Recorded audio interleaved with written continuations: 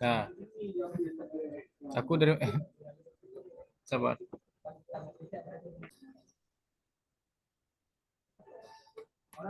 Assalamualaikum warahmatullahi wabarakatuh. Kami dari kelompok 2 akan mempresentasikan tugas ST kami untuk tugas minggu kedua ini. Nah, berikut ada anggota-anggota kelompoknya, ada Sarah Arayan, Zaki Al Farouk, Hayar Mulana, dan saya sendiri, Taufik Rahman. Pokok pembahasan yang akan kami bahas adalah pengamatan, wawancara, dan kesimpulan.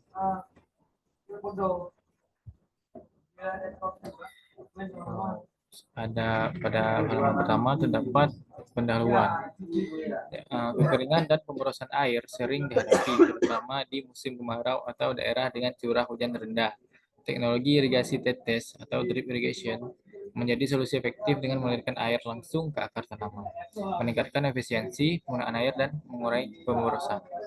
Untuk lebih mengoptimalkan sistem ini, sensor kelembapan tanah dapat diintegrasikan untuk memantau kadar air secara real time, memungkinkan penyesuaian otomatis sistem irigasi sesuai kebutuhan tanaman. Kombinasi ini tidak hanya menghemat air, tetapi juga meningkatkan kualitas dan hasil panen cabai. Selanjutnya akan diteruskan oleh kawan saya.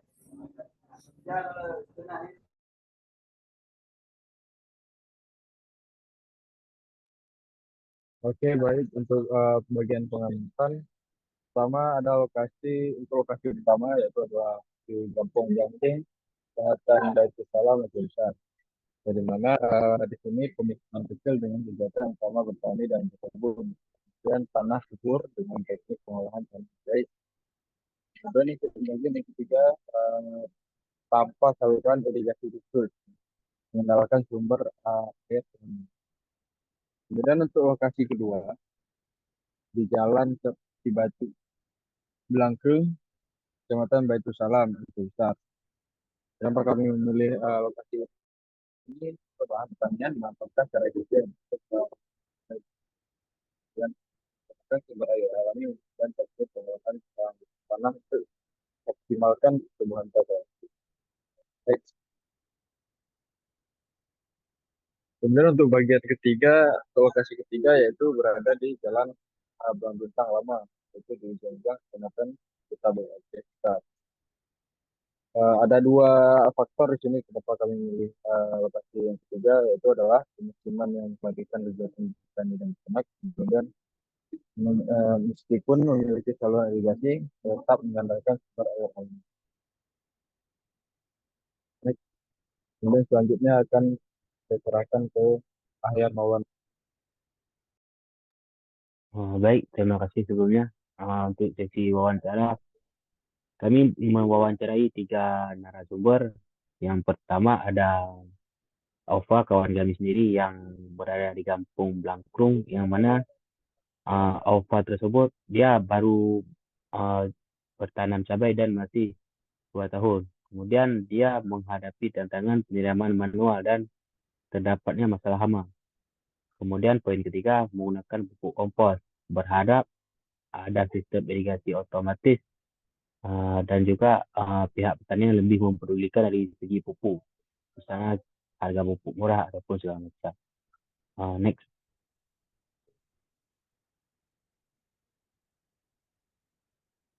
Kemudian untuk narasumber kedua juga masih beralamat di Kampung Blangkrung juga, yang mana ini terdapat Pak Alim dan Bu Khadijah, yang mana mereka petani cabai dengan pengetahuan dan pengolahan lahan tanpa irigasi khusus, yang mana orang ini memanfaatkan sumber air alami, biasanya dari sumur.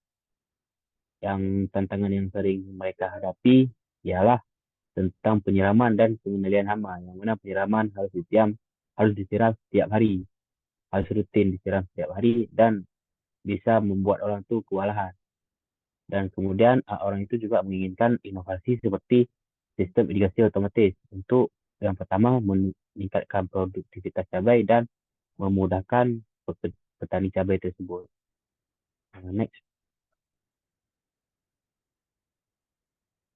Kemudian untuk narasumber ketiga, kami berpindah lokasi ke Belah Bintang, yang mana tepatnya di Kampung Ujung Blang. Petani tersebut bernama Pak Edi, yang mana petani tersebut yang atas nama Pak Edi ini, bapak ini memanfaatkan lahan kosong sebagai untuk bertani cabai. Di samping bertani cabai, bapak ini juga ada bertani tomat, yang mana kebun tersebut bersebelahan sama tanaman cabai beliau. Yang mana beliau betul-betul memanfaatkan lahan kosong yang ada di sekitaran rumah beliau dan juga lahan-lahan kosong ada yang tidak terpakai, seperti lahan-lahan yang ada di samping kandang sapi.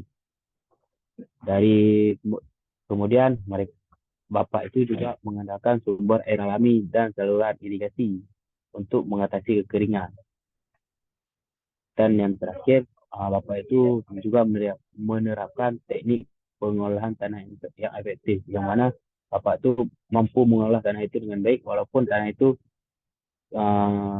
kering, yang mana tanah yang kering tersebut diolah supaya bisa tanah yang bagus untuk cabai tersebut.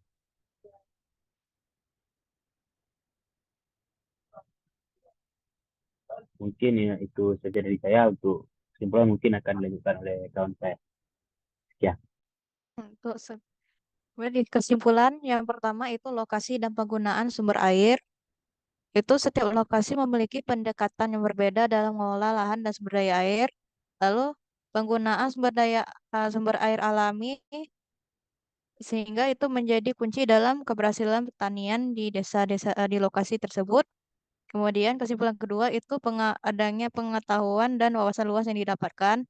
Dari wawancara yang kami lakukan dengan para narasumber, kami mendapatkan pengetahuan dan pemahaman lebih dalam mengenai metode dan waktu penyiraman tanaman cabai, penggunaan dan pemilihan jenis pupuk, dan proses penanam dan panen cabai.